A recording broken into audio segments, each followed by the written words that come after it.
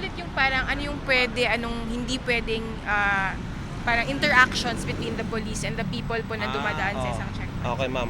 Ang interaction naman po dito is dapat, ang unang-unang maging magalang yung kapulisan po natin.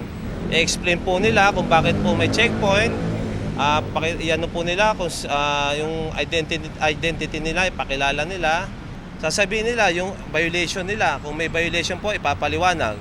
At meron pong citation ticket na tinatawag. Kung ano man po yung violation, ilalagay po doon.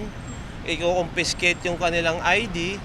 Or kaya kung wala po silang, i-confiscate po yung kanilang driver's license.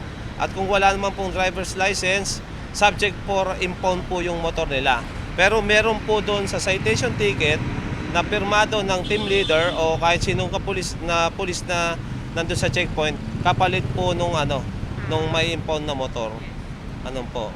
Pero definitely ang mga na-impound pong motor yung wala pong registro at walang lisensya yung yung driver. Sir, kung ano naman po, sakyan, yung mga four-wheel vehicles, Sa pwede pang pumasok, pwede, ano yung bawal, ano yung pwede? Sa four-wheel naman po, kapag po mga tinted, lalo pag gabi, hinaharang po natin yan sa checkpoint.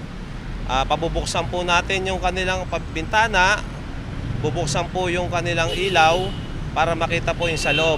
Ano lang po, in plain view lang po, ang titingnan natin, bawal po tayo magpas. Ang pulis, bawal po ipasok ang kamay niya, titingnan niya lang po yung loob ng sasakyan.